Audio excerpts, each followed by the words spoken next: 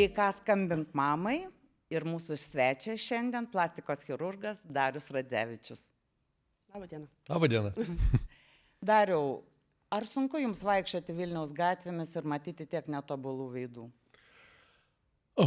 Geras klausimas. Žinot, iš tikrųjų tai gal tik pačioj pradžioj savo karjeros tu atkreipdavai dėmesį. Aš atkreipdavau dėmesį. Galbūt būtų galima čia kažką patobulinti, čia kažką padaryti. Dabar tiesiog nekreipi dėmesio. Aš net neanalizuoju žmonių veidų. Tiesiog aš matau žmonių veidus, bet aš gink dieve nematau jų kaip gydytojas. Aš klausiu todėl, kad kartais tų profesinių ligų mums labai sunku atsikratyti. Aš pati iki šiol, nepaisant to, kad jau 2 metai nedirbu su tekstais, aš nuolat visus tekstus redaguoju mintise ir maža to aš redaguoju dar ir filmus, ir spektaklius, nes matau, ką galima iškirpti, kad tai geriau suskambėtų ir mažiau vargintų skaitytoje. Tai užtat dabar galvoju, kad jūs sėdit, matyt, žiūrite mane, 50+ metų moterį. Tai galvoju, ką aš jums padaryčiau? Ką aš jums čia padaryčiau? Ir pavyzdžiui, jeigu jūs pamatyt, kad čia truputį patemčiau, čia pakirpčiau ir šita moteris daug geriau atrodytų. Aš tikrai taip negalvoju. Tikrai negalvoju. Aš kartais aš pamatau gatvėje, sakau, o dievulėliau, kodėl jūs tai pasidarėt? Kodėl jums tiek kažkas prileido užpildų, ar kodėl jums taip kažkas aukštai tuos santykius iškėlė. Aš tuos dalykus matau. Taip. Bet analizuoti praeivės, ką aš galėčiau padaryti, tikrai ne. Ir lygiai taip pat, kaip pavyzdžiui, aš turiu, ateina mano konsultacija pacientės ir sako, nu, daktare, sakykit, kągi jūs čia man galit padaryti. Aš sakau, stop, sakau, šitaip nežaiskim šito dalyko, ne. Nes jeigu mes pradėsime šitaip žaisti, tai aš jums galiu surasti labai daug pačių vairiausių trūkumų, kurių jūs galbūt net gyvenime nepastebėjot. Tai jūs sakykite, kas jums nepatinka, aš jums pasakysiu, kaip aš jums galėčiau tai išspręsti. Viskas. Bet tikrai nemanau, kad staiga žmogus turėtų būti tobulas, nors yra dabartinė jaunoji karta, mes norim būti jauni, mūsų karta. Taip. Bet yra jaunoji karta, kurie nori būti tobuli. Nes jie gyvens kokį 150 metų, žodžiu, longevity, viskas, išmanius apyrankės, laikrodžiai, superinė mityba, žodžiu, ir jie gyvens 150 metų ir jie nori būti tobuli ir nori, kad jų būtų išvaizda tobula. Tai tokių pacienčių iš tikrųjų yra nemažai, kurios nori būti tobulos, kad jų veidas būtų tobulas, kad jų visi bruožai būtų tobuli. Tai vat būtent ypatumas yra tos jaunos kartos. Tačiau aš turėčiau nuvilti kaip gydytojas, kad greičiausiai jūs negyvensit 150 metų, kadangi labai liūdna, bet gyvenimo trukmė pasiekia kažkuria prasme savo piką ir netgi gyvenimo trukmė šalyse kai kuriuose trumpėja, palyginus su tuo, kas, pavyzdžiui, buvo prieš kažkurį laiką. Yra kol kas nemažai išspręsta ligų, kurių mes negalim išspręsti, kol kas nepajėgų šiame etape išspręsti. Ir nesvarbu, kokį jūs maistą valgysit, ką jūs darysit. Ir nesvarbu, ką jums plastikos chirurgas darys. Jeigu jūs galvojate, kad jūsų veidas turėtų būti tobulas, jis niekad nebus idealus ir tobulas. Ir to visiškai nereikia. Jūs labai įdomią temą palėtė dėl jaunosios kartos būtent. Dėl to, kad tikrai aš manau, kad šiuo metu ypatingai daug moteris, net nuo 25 iki 30 metų, jau gauna informacijos apie procedūras, kurios tarsi naudojamos kaip prevencija odos senėjimui. Tai galima, pavyzdžiui, baby botox, kur mikrodozės botoksas suleidžiamas veidą, lazerinės procedūros, kurios nėra gal intervencinės kaip operacijos, bet tai jau yra minimaliai intervencinės procedūros. Tai jums klausimas, ar iš tikrųjų yra procedūra, kuri gali sulėtinti odos senėjimą? Be jokios abejonės yra. Tai pirmas dalykas pakankamai išsimiegoti. Antras dalykas nerūkyti. Rūkymas yra peilis odai. Toliau vengti būti atviroje saulėje. Jeigu atviroje saulėje būnate, jūs turite be jokios abejonės naudoti apsauginius kremus, SPF 50. Ir ne tik, kad šitą vietą veido, bet ir kaklą, kuris labai greitai sensta. Be jokios abejonės mityba, bet labai svarbu yra ir genetika. Tai yra, kokią jūs paveldėjot odą iš savo mamos. Tai žodžiu, barsi mane, jeigu ką. Jo, tai aš manau, kad jau ir be jokios abejonės merginom turbūt nelogiška, bet rekomenduočiau lankytis netgi galbūt nuo paauglystės, netgi nuo jaunų dienų lankytis pas kosmetologą, žinoti, kas yra veido kremas, žinoti, kas yra veido odos priežiūra. Ir tie dalykai labai svarbus. Nes jeigu žmogus rūko, blogai miega, reiškia, daug būna saulėje ir ateina 40 metų ir sako, daktare, darykite man, ką nors aš blogai atrodau, tai tu gali patempti, šlifuoti, kažką padaryti, bet iš principo tu negali grąžinti to, kas buvo, kas turėtų būti. Tai yra dažniausiai negrįžtami pokyčiai. O kokie mitai apie plastinę chirurgiją jūs labiausiai nervina? Ar implantai lėktuvės sprogsta? Taip, tai va, atsakėt. Jie nesprogsta, jie yra jūsų organizme, tie implantai, jie yra jūsų sudedamoji kūno dalis. Ir jokie slėgio pokyčiai tų implantų be jokios abejonės neveikia. Tai vienas iš tų mitų. Tai iš šito pokalbio man dar vienas dabar iš karto iškilo klausimas. Mes tiek daug kalbame apie longevity, ar ne? Dabar tokia praktiškai trendinė tema. Ir man kartais atrodo, ir dabar jūsų pasiklausus dar kartą grįžtu prie šitos minties, kad mes kažkaip tai savo tą gyvenimą nukeliam kažkur, tai ir matyti gal ir net su plastinėm operacijom kažkur į ateitį, kad va tada mes jau būsim laimingi, gražus ir visokie sėkmingi, o dabar ir užmirštam gyventi šiandien. Gal tai yra šių dienų problema? Aš manau, kad čia turbūt daugiau reikėtų klausti mano žmonos, kuri yra psichiatrė, psichoterapeutė. Tai jūs kaip šeima, manau, galit man atsakyti daug tokių klausimų. Aš taip viena ausim girdžiu jos konferencijas, jos ten reiškia. Tai be jokios abejonės, tai mums reikia gyventi šiandien ir mums reikia rūpinti savimi šiandien. Kodėl? Dėl to, kad vėliau galbūt mums nebereikės su savim rūpintis, nes nutinka gyvenime pačių vairiausių, pačių tragiškiausių, be jokios abejonės dalykų. Tai taip, rūpintis reikia šiandien. Turbūt pirmas dalykas, kuris mane labiausiai traumuoja, tai kai aš matau labai daug žmonių rūkančių. Ir labai daug merginų rūkančių, bet nesvarbu, merginos, vaikinai, tai yra lygiai tas pats poveikis. Reiškia, kai jūs rūkote, nesvarbu, ką jūs rūkote, jūs veipinat, jūs rūkot cigaretės, jūs ką tik tais norit, bet jūsų veido oda, aš nekalbu apie kancerogeną, aš nekalbu apie kažkokius tai vidaus organus, mes dabar apie grožį kalbam. Tai reiškia, jūsų oda pastoviai negauna, tai yra gauna mažiau deguonies. Jūsų oda pastoviai negali pilnai įkvėpti ir kvėpuoti, ir pastoviai trūksta deguonies. Ką tai reiškia? Tai reiškia, jūsų oda greičiau sensta. Ir kuo oda greičiau sensta, tuo oda mažesnio yra elastingumo ir tuo oda greičiau smunka. O dėl ko jinai smunka? Dėl to, kad gravitacija yra, dėl to, kad viskas smunka. Ir kaip sakyt, ir tai yra tie dalykai, kuriuos reikia daryti dabar. Nesvarbu, kad jūs to nedarėte 15 metų, pradėkite daryti dabar. Dabar. Dėkinkit, miegokit, ilsėkitės, mylėkit savo kūną. Tai yra tiesiog ne tik, tai yra, kaip sakyt, tai yra ta perspektyva. Jeigu tą darysite dabar, tai viskas bus turbūt gerai ir po to. O dar kokias perspektyvą mano amžiaus moteriai, ta prasme, staptelti ir dabar jų pasirinkimai yra matyti tik tai labai drastiškesni, ar ne, kur staptelti ir sustabdyti laiką, sakykime, kokiam 10-mečiui. Tai turbūt nesustabdyti, bet turbūt grąžinti tą laiką. Jūs tik, nes kartais po tam tikrų operacijų, toli gražu ne visos, bet tam tikros moteris, aš matau, kad jų veido oda, tarkim, palygėjo, bet kažkaip amžiaus prasme jos ir taip ir vis tiek atrodo mano bendramžis. Tas tiesa, tai vėlgi, kiekviena amžiaus grupė turi tam tikras problemas ir turi atsakymus, kaip tas problemas galima išspręsti.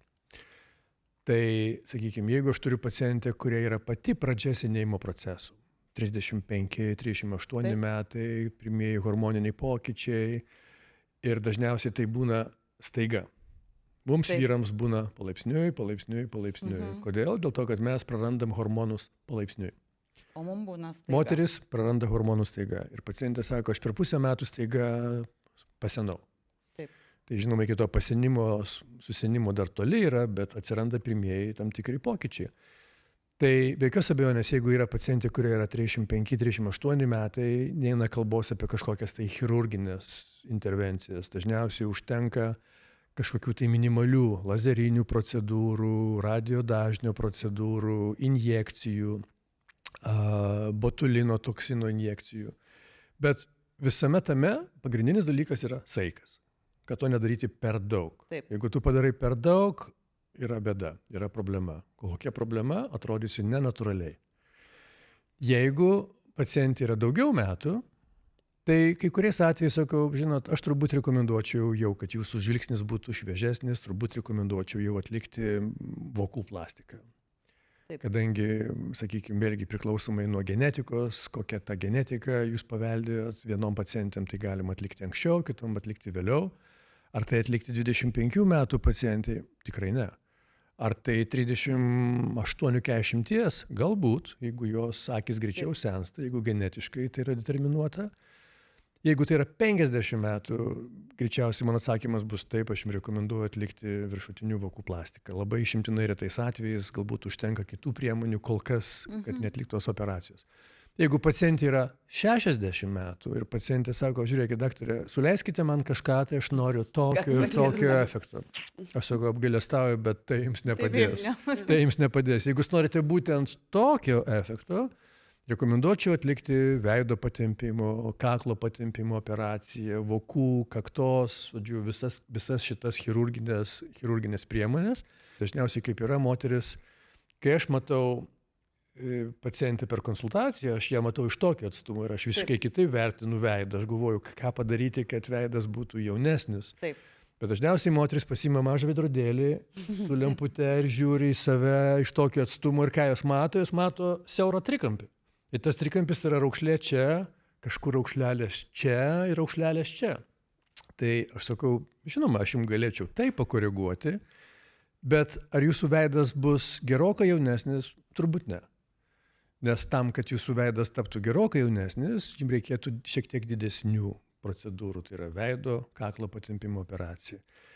Dabar visi kalba apie tai, kad rezultatas būtų natūralus. Visiems patinka Naturally looking injectables. Taip, Daug jo. Aš socialiniai medijai susiduriu su to. Taip. Aš apie tą kalbu paskutinius, 15-20 metų. Jo, ir paskui sako pacientės, jūs esate naturalistas. Aš nesu naturalistas. Naturalistas tai yra tas, kuris, reiškia, nieko nedaro. Bet aš esu už tai, kad veidas atrodytų, reiškia, pailsėjęs, kad nesakytų aplinkiniai, kad tai yra atlikta operacija. Kitaip tariant, mano filosofija yra ne tokia, kad padaryti taip, kad veidas būtų tobulas, tačiau net pažįstamas. Mano pacientėm pirmiausia jos norėtų, kad tas veidas tiesiog atrodytų taip, kad draugė sakytų, žinai, tu nesensti, tu taip gerai pagal savo metus atrodai ir kągi tu čia darai. Atsakymas. Geri kremai, mityba, sportavimas, mindfulness, genai, žodžiu, tik tais ne plastinė operacija. Bet labai jūs įdomią temą palėtėt apie būtent amžiaus grupės ir kas mane tikrai jaudina ir ką mes su mama ant sofos ir aptarinėjom. Ir gal net aš atnešiau šitą temą labiau, kad tikrai yra veido patempimai nedaromi dabar itin jaunom moterim. Ir 30 kelių metų, ir iki 40, ir Holivude jau yra tų spekulacijų, kai atrodo moterys. Tiesiog tas veidas atrodo, aš kaip suprantu, tobulesnis. Viskas patempiama, skruostikauliai išryškėja. Gal bruožai truputį šiek tiek, jis toks gaivesnis, plonesnis, prakaulesnis. Ir viskas yra tvarkoj. Kaip jūs vertinate iš principo tokią procedūrą ir ko reikia tikėtis po to? Ta prasme, jeigu man 35 metai, aš jau esu atlikus chirurginį intervenciją į savo veidą, kaip atrodo ateinantis 30 metų mano gyvenimo? Jo, problema yra tame, kad viskas yra tvarkoj. 35 metų moteris pradėjusi senti, atliekamas veido patempimas, atrodo fantastiškai. Taip. Viskas puikiai. Bet, reiškia, ir tų veido patempimų yra sugalvota pačių vairiausių pavadinimų. Ten, aš nežinau, mini facelift, reiškia, koks ten dar yra. Deep lane, man atrodo. Jo, deep lane yra kita istorija, reiškia. Nes visa esmė veido patempimo, tai yra, tu tempi ne odą, bet tu tempi tai, kas yra giliau. Ir tas deep lane yra išpopuliarintas Instagram'e, socialiniai tinklai, tai nieko naujo, tai viskas buvo jau daroma prieš 20 metų, bet dabar apsisuko viskas ratu ir vėl dabar daro. Aš esu, kaip sakyti, turiu savo nuomonę asmeniškai. Esmė ne kokią tu naudoji metodiką, esmė kaip tu esi valdęs vienokią ar kitokią metodiką. kiek tu patempi tų audinių, koks tavo rezultatas yra po operacijos. Tai aš galvoju, kad čia yra svarbiausias dalykas, o ne kokia metodika. Bet grįžtant Ypač rezultatai po operacijos Jo, mane labai. be jokios abejonės. Bet grįžtant į tą klausimą, kad kuo anksčiau mes tą atliksim, tai jeigu mes sutarėm, kad veido patempimas tai yra, tu kažką darai su gilesniais audiniais. Jeigu tu darai kažką, tai reiškia, tu ten turi gymo procesą, tu ten turi randėjimą Taip. viduje. Tai vat visa problema yra tame, kad saugiai tu gali operuoti tą pačią kūno vietą 2 kartus, galbūt 3 kartus per gyvenimą. Bet ne 5, 6 ar 8 kartus. Tai jeigu jūs planuojate gyventi 150 metų, anot longevity teorijos, tai jeigu jūs atliekate veido patempimą pirmąjį, kada jums yra 32 metai, antrąjį, kada jums yra 38, 40 metų. Nes tikriausiai tobulai nori atrodyti visada. Taip. Trečią, kada jums yra, grubiai, 50 metų, tai kada jums bus 55 metai, jūsų greičiausiai niekas nenorės matyti iš plastikos chirurgų. Kodėl? Dėl to, kad komplikacijų rizika yra didesnė, dėl to, kad audiniai gali blogiau gyti ir visa kita, ir visa kita, ir visa kita. Už tai mano atsakymas yra, jeigu jūs planuojate savo gyvenimą, nežinau, gyventi iki, tai čia dar, kad jūs gyvensite, tai vienas dalykas, bet ar leis, reiškia, jūsų sveikatos būseną atlikti vienokią ar kitokią operaciją. Tai dar yra kiti dalykai. Tai kitaip tariant, aš nesu šalininkas, kad reikia atlikti veido patempimą kuo galima anksčiau. Mano galva tikrai ne. Už tai, jeigu pacientai, jeigu atlieka veido patempimą, kada į 35-40 metų, tai turėtų būti kažkas iš tiesų blogo. Tai yra daug numetė svorio, daug nusmukusių, daug padribusių. Apie Ozempiko veidus matyt galima jau Ozempiko veidas yra dar kita tema, galėsim pašnekėti. Kas diktuoja plastinės chirurgijos madas dabar, šiais laikais? Instagram'e ir influenceriai. Influenceriai turbūt matėt, reiškia, pavyzdžius geros plastinės chirurgijos. Reiškia, tas pats Bradas Pittas jau kelintą kartą cituoju, jis puikiai atrodo. Dėl ko jis taip atrodo? Dėl to, kad jam yra atlikta operacija. Kris Jenner, kuri atlikta, nežinau, galbūt 3 veido patempimo operacija, jie puikiai atrodo. Tai be jokios abejonės, jie yra sėkmingos plastinės chirurgijos pavyzdžiai ir tiesiog žmonės nori taip pat senti, kaip ir jie sensta. Mes labai mažai kalbam apie tas blogasias, matyt, patirtis, kur miršta žmonės, ne taip seniai vienas tinklalaidininkas mirė, Britas ar ne, po 50-os operacijos, kur norėjo būti panašus į Kim Kardashian visą gyvenimą, bet kas jį operuoja, jūs man pasakykite? Aš negaliu sakyti. Aš sakykime, be abejo, kažkas operuoja, kažkas daro, yra tam tikros operacijos, kurios yra, sakykime, uždraustos tam tikrose šalyse. Taip. Ir tuomet pacientai ieško gydytojų kitose šalyse.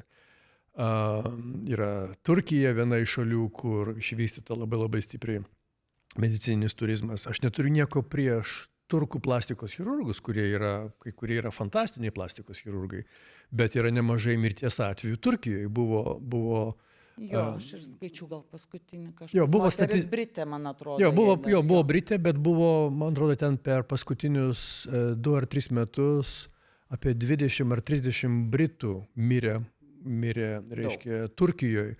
Ir didžiausia mirties priežastis buvo riebalų embolija. Tai kada atliekamas yra sėdmenų didinimas riebalais. Ir būtent tai yra pakankamai iš tikrųjų pavojinga operacija. Tai ne veltui Jungtinėje karalystėje tos operacijos, mano žiniom, iki šiol yra uždraustos. Reiškia, sėdmenų didinimas riebalais. Nors galbūt kažkas pasikeitė, galbūt atsirado. O sakykit vis dėlto, kad aš manau, kad kiekvienas daug ir ilgai dirbantis gydytojas turi savo nesėkmės atvejų. Kaip jie su tuo susidoroja, kaip išeina iš tos? Manau, mes kiekvieną savo profesijoje turim nesėkmės atvejų. Taip, ar aš turėjau komplikacijų? Be abejo, aš turėjau komplikacijų. Aš sakau, jeigu tu neoperuoji, tai tu neturi komplikacijų. kad ir ką aš bedaryčiau, daryčiau tą patį veido patempimą, reiškia, aš renkuosi metodikas, kurios mažina komplikacijų skaičių. Aš galbūt tas veidas atrodys vienais metais netoks jaunas, Taip. kaip atlikus kitą intervenciją, kitą metodiką, bet komplikacijų skaičius, aš nesu turėjęs, pavyzdžiui, nervo pažeidimo. Nesvarbu, kad tas nervo pažeidimas yra ir dalinis, ir tam tikram laikui, bet nesu turėjęs, kadangi aš nenorėčiau, kad mano pacientė išgyventų 2 mėnesius ar 3 mėnesius košmarą, kai negali gerti iš stiklinės vandens, nes viena lūpa blogai veikia ir tu turi laukti ir tu žinai, kad tu nepažeidėjai nervų, tu juos tik tais patampėjai, tuos nervus ar kažką padarėjai, bet laukit, viskas susitvarkys. Aš nenorėčiau gyventi tame košmare, būdamas nei gydytojo vietoje, nei paciento vietoje. Dabar galima kurti juk visokiom priemonėm ir savo įvaizdį ir taip toliau. Ar atitinka populiarumas, madingumas, kartais kvalifikacija? Man gal įdomu ir šitas klausimas. Žinot, šiuo metu aš matau taip pat Instagramą, matau Taip, Facebooką, matau, kas vyksta. Tai aš turiu užsibrėžęs kelis, reiškia, tokias ribas. Tai tos ribos vadinasi, kad aš nerodau operacijų, nerodau kraujo. Taip.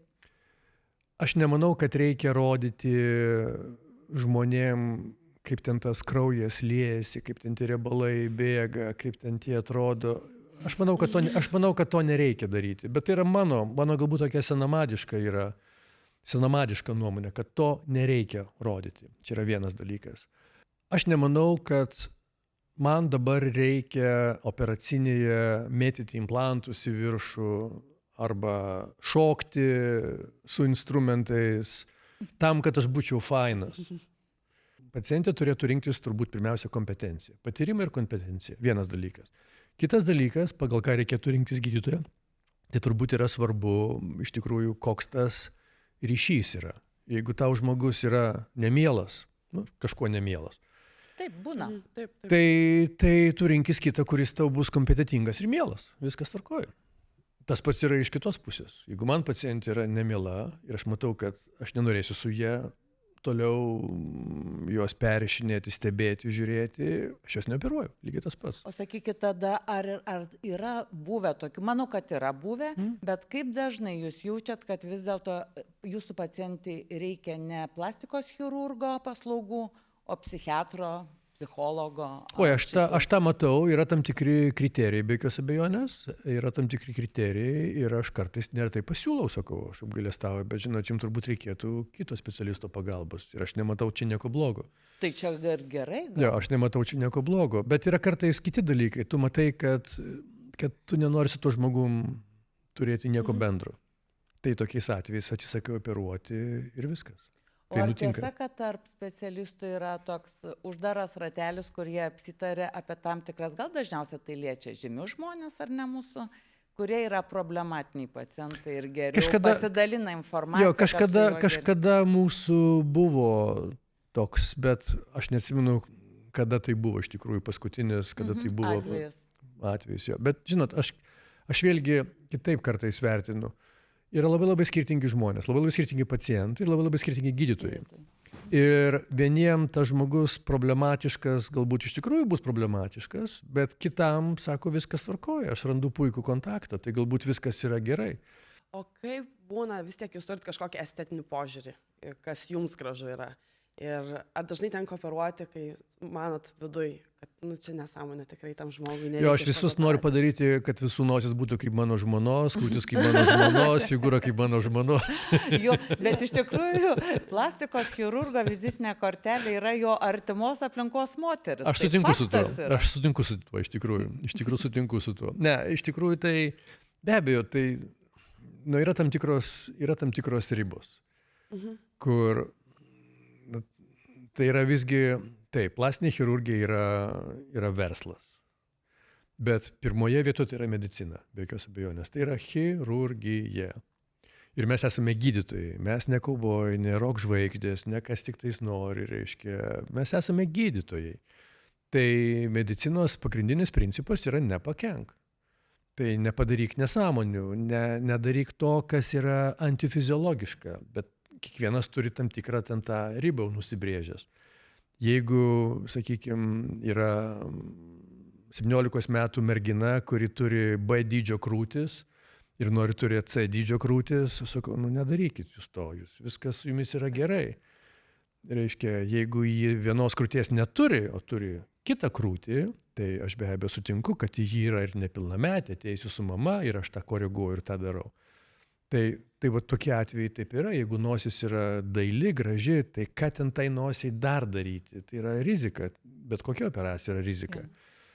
Tai vėlgi, aš stengiuosi, aš pirmiausia tai esu gydytojas ir pirmiausia pasakau savo nuomonę, aš kaip sakau, man pacientų užtenka, kad aš galėčiau jiem pasakyti tą, ką aš galvoju. O kaip Jūs mano dabar šitos paieškos jau naujų chirurgų gurų vakaruose, kituose pas madingus jau dabar girdėjom ir jau socialiniuose medijai dalinasi kai kurios mūsų žinomos moteris, kad važiuoja persioperuoti ar pakoreguoti operacijų į Prancūziją ar kažkur kitur. Viskas tvarkoja, žmogus renkasi, ką jis nori, kur jis nori daryti. Ar ten dirbama kitom technologijom, ar tiesiog kalba eina apie rankas kaip menininko, kad kitam tu menininkui atiduodi savo, tarkim, veidą ar kūną? Aš tikrai nemanau, kad Lietuvos plastinė chirurgija yra, kaip sakyt, europinio lygio ar pasaulinio lygio.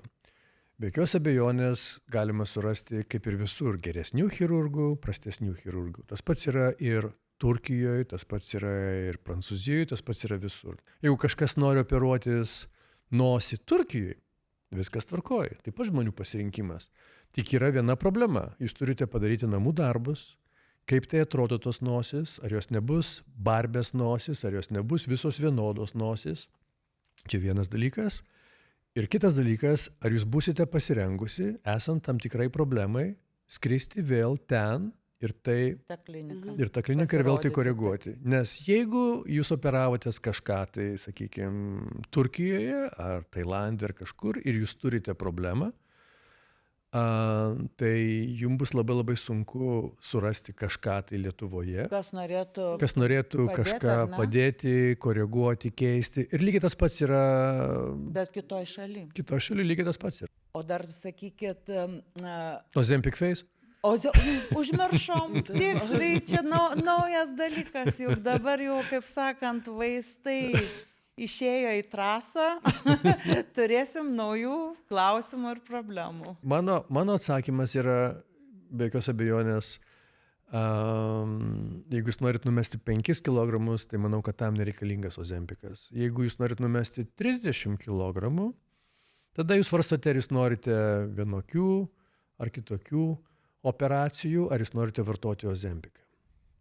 Bet čia yra mano asmeninė nuomonė, aš nesu šitos srities specialistas ir visa kita. Bet kad Ozempicas padaro specifinį veidą, kuris vadinasi Ozempic Face, tai vadinasi, tai yra faktas. Bet lygiai tokį patį veidą padaro ir toks pats veidas būna ir moterim, kurios bėgioja maratonus ir bėgioja ultramaratonus ir kurios labai labai daug sportuoja. Taip. O kas tai atsitinka? Kas atsitinka, tiesiog tie riebalai, kurie mes bet kokiu atveju sendami, mes prarandam veide riebalus. Taip.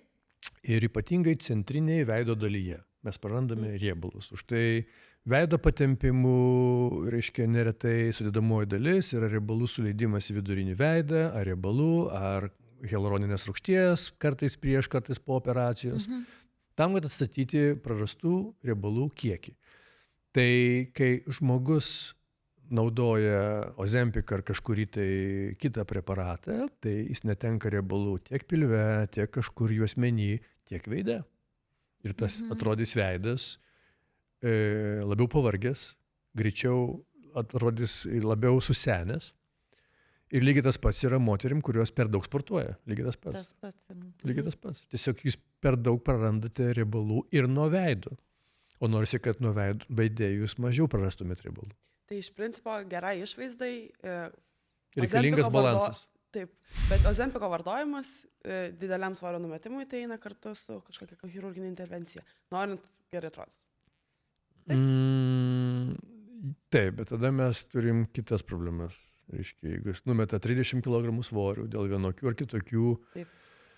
reiškia, priežasčių, ar tai priežastis, kad jūs nevalgote, priežastis, kad jūs vartojate ozempiką, priežastis, kad jums atlikta yra vienokia ar kitokia operacija, tai jūsų audiniai susitraukti gali tam tikrą kiekį, o jų dažniausiai būna gerokai per daug. Ir tada jūs turėsite kitas problemas, kurias reikės spręsti greičiausiai chirurginiu būdu. Tai jūsų bus pasmukęs veidas, jeigu jūs esate, sakykime, tam tikro amžiaus, jūsų būna pilvo odos perteklius, jūsų būna žastų odos perteklius, jūsų būna nugaros odos perteklius, jūsų būna šlaunų odos perteklius ir tada užsiveda visi kiti mechanizmai, kur nuo to priklausomai, koks tas odos yra perteklius, jums bus reikalinga 1, 2, 3 ar 5 operacijos. Jeigu jūs numesite 30 ar 50 kg svorio. Tai va čia labai įdomu suprasti, man dabar kaip tik kilo akis, aišku, čia nesvorio metimo klausimų, bet Demi Moore vaizdas, kur neseniai pasirodė. Ir aš noriu, man todėl ir tarsi jauna, graži Demi Moore, bet jau lik ir nebe Demi Moore. Ir apskritai man kitas klausimas visų kila. O kaip ten žmogus asmenybė jo, kai jis jau mato save, lik ir ne save, kaip jie ten šito ar jis susitvarko su tais reikalais. Jeigu nuoširdžiai man jinai netrodo jauna, jinai atrodo savo amžiaus. Bet ji niekada neslėpė, kad jinai labai daug pinigų investuoja į savo kūną ir savo išvaizdą ir dabar yra pristatomas kaip pavyzdys. Kai jinai būna su odinėmis kelnėmis ir su odinė striukė. Taip. Ir kai nieko nesimato, tik tais veidas. Taip, tik veidas, taip, rodo dažniausiai. Kuris uždengtas labai gražia, madinga šukuosena, su makiažu, akiniais nuo saulės ir visa kita. Taip. Viskas puikiai atrodo, viskas tvarkoja. Bet greičiausiai, jeigu jūs nuimtumėte akinius, odinę striukę, liktų tik su apatiniais, matytumėte turbūt, nes pirmas dalykas, kas man krenta į akis, jinai yra tikrai labai labai liesa, jinai yra per liesa. Taip. Ir moteriai, kurie yra 63 metai, toks liesumas, jis yra taip pat blogai kaip ir per didelis svoris. Ir mokslinės studijos, kurios sako, kad ten pagal mirtingumą, tai tas padintas liesumas yra toks pat rizikos faktorius kaip ir viršsvoris. Tai aš nemanau, kad jie atrodo kaip 25, jos kūnas yra kaip 25 metų. Aš esu tikras, kad jos kūnas nėra kaip 25 metų. Aš manau, kad jos veidas gerai atrodo, bet mes matome video, mes matom nupostintą, nufotoshopintą vaizdą, mes viską matom. Čia taip pat kaip Kris Jenner buvo nuotrauka, kuri buvo vienokia, kada jinai eina video ir kitokia, kada yra foto. Taip. Nes foto yra viskas be abejo kitaip atrodo. Foto yra kitaip, kai juda žmogus jau kalba apie jo amžių, nes yra judesėjimo. Taip, ir tu matai video, tu matai neretušuotą veidą, tu matai tik tais geriausiu atveju grimą, bet tu nematai retušavimo, photoshopinio. Ir dar įdomu, kai žmonės va tiek daug iškenčia ir taip, argi nėra kažkokių šalutinių pojūčių, kad tarkim nuolat juos kankina galvos skausmai, ten skauda. Po tų operacijų nelieka jokių šalutinių, su kuriais tu turi gyventi. Aš kalbu apie tai, ne kad gijimo metu, kas jau yra. Iš principo ne. Iš principo nelieka. Ne? Iš principo ne. Ne. Jeigu viskas padaryta, jeigu viskas sėkmingai, gerai, jeigu ten kažkokios tai, sakykime, ten viena iš komplikacijų, pavyzdžiui, po pilvo plastikos yra, tai yra tinimas galūnių, pavyzdžiui, kojų. Kodėl? Ne dėl to, kad pilvo plastika atlikta, dėl to, kad pilvo plastika turbūt atlikta per agresyviai ir turbūt pažeistos yra limfagyslės. Taip. Ir sutriko limfos apykaita. Normalu, kad limfos apykaita pablogėja po operacijų, už tai mes turim tinimą, bet tas tinimas dažniausiai praeina per pusę metų, per metus laiko. Tai tas pats yra ir su veidu, su visom kitom, reiškia, kūno dalim. Tai tinimas normalu yra, bet tai nėra, kad visą gyvenimą jūsų kūnas tinsta, ar jūsų visą gyvenimą jūs jaučiate kaklo ar galvos kažkokį diskomfortą. Dažniausiai aš sakau, po pusės metų jūs jūs mainit pusę metų, kad nuo to priklausomai apie kokią mes zoną šnekam. Veidą, tarkim, kalbėkime apie veidą. Jūsų tinimas atslūgsta veide maždaug per pusę metų. Bet randai bus kokie bus maždaug po metų. Po metų. Tai už tai aš sakau, kad tas rezultatas galutinis yra po 6-12 mėnesių. Po 6-12. Tai moteris turi nusiteikti, tiesiog gyventi, o vaistų vartojimas nuo skausmo ir taip toliau. Tai dažniausiai būna pirmos kelios savaitės, jeigu mes apie veido patempimą šnekam. Jo. Bet vėlgi, jeigu klausėt po veido patempimo, ar kiek jūs iš gyvenimo iškrentat, ar metam iškrentat, tikrai ne. Tikrai ne. Tai aš sakyčiau, toks ryškiausias periodas, kada jūsų audiniai būna patinę, kada galimos mėlynės, kada būna asimetrija, kada kažkokie pojūčiai būna nemalonūs tempimo veržimo, tai yra maždaug pirmos 2-3 savaitės. Tai dažniausiai po 3 savaičių, paleidus plaukus, uždėjus makiažą, pritamsinus lempas, jūs galite eiti į restoraną, susitikti su draugais ir greičiausiai viskas bus tvarkoj. O aš turiu klausimą dabar. Jeigu aš kaip jauna moteris dabar dar kol kas raukšlių neieškau prie veidrodžio, nemanau, kad kažką reikėtų daryti, bet norėčiau jūsų paklausti, koks būtų ta geriausia strategija, geriausias kelias man, žiūrint į ateitį, kad po praėjus 20 metų būčiau tokia pat žavinga kaip mano mama. Tai jūs jau turite daug šansų būti tokia žavinga kaip jūsų mama, kadangi jūs paveldėjot gerą genetiką, jūs paveldėjot gražią, skaisčią odą ir visa kita. Ačiū. Tos priemonės, ką aš išvardinau, jos jums tinka be jokios abejonės, lankytis pas kosmetologą, kas tam tikrą laiką be jokios abejonės. Ir aš galvoju, kad ir viskas tvarkoje, ir tiesiog nereikia galvoti, kad jų visos darosi, kažką reikia ir man pasidaryti. Bet šitas truputį užvelia ir aš kalbu, aišku, gal ne, ta prasme, neįtraukia jų mano amžiaus moterų, vis tiek mes tokios gal kritinio mąstymo daugiau turime, ar ne, bet jaunas merginas, aš manau, kad čia yra truputį man kaip epidemija, nors jūs sako, tai buvo visada, bet man atrodo, jau kiekviena pradeda ieškoti kiekvienoj nuotraukoje, kur yra problema ir ką čia reikėtų sutvarkyti. Tai aš pacientėms sakau, jeigu sako, aš nuotraukose blogai atrodau, tai sakau, paprasčiausias sprendimas, tiesiog fotografuoti nemokat savęs. Tai jūs parinkit tokį rakursą, visi mes turim geresnę pusę, blogesnę pusę, fotografuojamės, įsišiepkite, visas veidas pasidarys gražus apvalus, reiškia, nefotografuokit čia pačios savęs. Ir jums jau sumažės, jeigu jūs turite tam tikrą defektą, kurį jūs jaučiate, jūs turite, ir kažkas jums nepatinka, ir kažkas iškrenta iš jūsų bendro konteksto, tada yra kita istorija. Tada be abejo mes galime apie tai šnekėtis, kas jums nepatinka, kaip tai spręsti, ką daryti. Bet tikrai ne tai, kad kažką suleiskite man, nes visos leidžiasi, gal ir man kažką reikia pasidaryti. Aš tikrai manau, kad to nereikia daryti. Aš labai juokiuosi, kad mane nuo lūpų epidemijos, kuri tikrai yra epidemija, išgelbėjo, kad iš tėčio labai geras paveldėjau. Kaip sako, kaip bičius sugeltas. Nu va, dar iš tėčio gerus genus gauti. Tai buvo jaunas amžius, kur galima buvo gal lengviau paslysti. Dabar tai aš irgi laikausi. Bet kodėl moterims patinka tos bičius sugeltos lūpos? Jūs turite atsakymą šitą? Juk ne vyrams matyti daugiausiai patinka. Manau, kad ne. Man asmeniškai tai yra, kaip sakyt, jeigu aš matau, kad tai yra padaryta, man tai yra negražu. Bet aš matau dar kitą problemą, sakykime, jeigu jūsų tiesiog yra viršutinė lūpa mažesnė negu apatinė lūpa ir jūs norit, kad tas santykis būtų labiau harmoningas, tai viskas tvarkoja, tie dalykai, viskas yra gerai. Bet dažniausiai problema būna būtent ne tik su jaunom moterim, bet su vyresnėm moterim, kadangi iš principo moterų viršutinė lūpa, tai yra ne ta, kur raudona lūpa, bet virš lūpos, moterų yra kitokia negu vyrų. O dėl ko kitokia? Dėl to, kad vyrams auga ūsai, moteriams neauga ūsai. Ir mūsų anatomija yra visiškai kitokia lūpos. Plus mes kiekvieną rytą depiliuojam tą visą zoną. Tai mūsų ta lūpa lėčiau sensta, palyginus su moterų lūpa.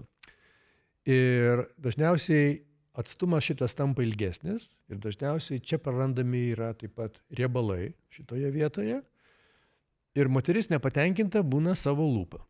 Ir tada ji atvyksta kažkur tai ir sako, man nepatinka mano lūpa, aš noriu, kad ją padidintumėt. Ir tada toj vietoj, kai šita vieta lūpos tampa jau automatiškai ilgesnė, kai čia parandami riebalai ir čia suleidžiama hialuronas, ta lūpa tampa labai negraži lūpa, labai nenatūrali lūpa. Už tai, ką reikia tokiu atveju daryti, reikia didinti ne lūpą, reikia suleisti virš lūpos ten, kur kažko trūksta, kur kažką praradote. Tai ir neretai aš sakau pacientėm, kurios nori, kad padinčiau lūpą, sakau, aš jums prisiliesiu prie jūsų vietos, kur virš raudonio, nieko nedarysiu lūpai, matysite, kaip jūsų lūpa pagražės. Tai va čia tie visi niuansai. Niuansai, va, ta menininko niuansai. Čia ne menininko. Visi galvoja, kad plastikos chirurgai yra menininkai, čia su kaklaskarė kažką tapo. Ne, aš manau, kad vis tiek turi turėti kažkokį estetinį jausmą, juk mes matome ir nelabai gražių pavyzdžių. Žinot, turbūt čia reikėtų kelių dalykų. Tai reikėtų kažkiek galbūt estetinio to jausmo, to pajautimo. Vėlgi, tai yra tam tikra matematika, tai yra tam tikra kompetencija, tam tikros žinios, jeigu apie krūtį šnekant, tugi vis tiek kažką paišai prieš operaciją, tu matuoji, tu skaičiuoji, tu žinai, kur kas turėtų būti ir tai yra tam tikros techninės žinios, kurias tu turi žinoti. Tai aš galvoju, kad viskas tai yra krūvoje. Bet aš nemanau, kad plastikos chirurgas yra kažkoks menininkas, tai yra chirurgija, tai yra, mesgi nuo ko, nuo brazdaskučių prasidėjo. Tai brazdaskučiai, reiškia, tai mes tokie yra. O dabar dar vienas klausimas. Moteris, ypač, kadangi jaunas irgi liečiam, kurios pradeda eiti tą kelią ir, nežinau, dar iki 30 metų ir užpildai, ir botulino toksinas. Ir tada vieną dieną atsikelia ir pasikeitė trendai, mes dabar visos natūralios, jau nieks nebemadinga, kas buvo prieš 10 metų. Ar galima viską atsukti? Ir kokia ta kaina? Ir taip ir ne. Tai pavyzdžiui, jeigu jums buvo įdėti implantai ir aš įdedu implantus per pjūvį, kuris yra 2,5 cm ilgio. Ir jūs tuos implantus nešiojate, sakykime, 10-12 metų. Ir jūs nebenorite tų implantų turėti. Tai to kaina yra ta, kad išėmus implantus jūs turėsite per daug odos. Ir reikės ne tik, kad implantą pašalinti, reikės sumažinti odos kiekį, kurį jūs turite. Ir to kaina vietoj 2,5 cm pjūvio jūs turite vieną randą aplinkui areolę, vieną vertikalų ir vieną randą po apačią. Jūs jau turite tam tikrą kiekį randų. Jeigu jūs turėjote veide, sakykime, kažkokius tai, nežinau, užpildus, sakykime, taip, tai teoriškai juos galima pašalinti. Kaip tai vyksta? Suleidžiamas yra specialus, reiškia, preparatas, kuris suvalgo tą hialuroninę rūgštį. Bet problema yra ta, kad vis tiek kažkoks tai lieka tos hialuroninės rūgšties kiekis, kažkoks pėdsakas lieka. Tai nėra, kad jūs visiškai tai panaikinat. Čia taip pat kaip tatuiruoti. Jūs turite tatuiruoti ir ją galima panaikinti. Galima. Ar kažkoks liks plėmas? Liks kažkoks plėmas. Jo, tai nebus, kad jūsų oda tokia, kokia jinai buvo prieš tą. Kitaip tariant, atsakymas taip, kažkiek galima tą padaryti. Ir jeigu stebėjo dabar Donatella Versace veidas kitoks, reiškia, ten visko mažiau. Taip. Kodėl? Dėl to, kad ten yra reiškia, netgi gydytojai, kurie specializuojasi tuo. Lietuvoje aš turbūt nesu girdėjęs, bet aš žinau, Jungtinėje karalystėje yra gydytojai, kurie specializuojasi tirpdinimu tų visų užpildų ir to visko. Nes tai nėra taip paprasta, kad tu ten kažkur suleidai ir viskas dingo. Tai va, tai yra lygiai ta pati Demi Moore, kuriai buvo prileista, kurios dideli buvo skruostai, kur ten dabar sumažinta, ištirpdyta, padaryta ir visa kita. Kitaip tariant, galima kažkiek tai, bet tai nėra taip paprasta, kad tu šiandien susileidai, o rytoj nueini, kad tau viską ištirpdytų, nes tau kažkas nepatinka. Ne, tai visgi ir tas ištirpdymas tai irgi yra intervencija.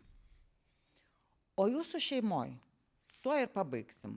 Jūsų šeimoje moteris, pavyzdžiui, kas inicijuoja pokalbius apie šitą grožio išsaugojimą? Jūs ar jos pačios ateina ir sako, mielas vyrė, žentė, nežinau ką, kaip čia man dabar padėsi, nes jau laikas kažką tai pasitobulinti arba sustabdyti. Žinote, jeigu jūs galvojate, kad mūsų šeimoje tik apie plastinę chirurgiją aš nekama, tai aš sakiau, mano žmona yra psichiatrė, psichoterapeutė, tai mūsų tas gyvenimas kažkur tai per vidurį, reiškia.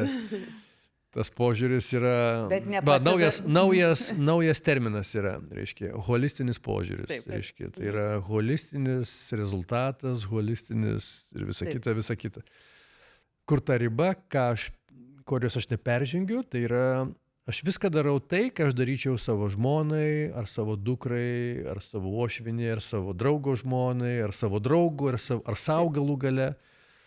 Tai mano tas be galo paprastas požiūris. Aš visada einu per tą prizmę. Ar aš tai daryčiau savo dukrai? Jeigu tai būtų mano duktė, ar aš tai daryčiau? Turbūt taip. Jeigu ne, sakyčiau, žinot, nedaryčiau, jeigu būtų mano duktė. Ar jums reikia to ir to? Nu, nereikia jums to nedarykit. Lygiai tas pats. Aš savo daryčiau žmonai tą patį, ką savo pacientį. Jeigu nedaryčiau, tai sakau, kad ir nedaryčiau to. Tai čia yra labai paprasta. Man tiesiog, aš visada bandau per tą prizmę žiūrėti. Ir neretai po to aš priimu sprendimą taip arba ne. Atspirties taškas aiškus. Tai labai ačiū. Jeigu jums buvo naudingas, įdomus mūsų pašnekesys, prašau, palikite kažkokią žinutę komentaruose. Ir dėkojam mūsų studijai, viešbučiui AC Marriott. Ačiū Dariau labai. Ačiū Buvo labai. įdomu. Ačiū už kvietimą.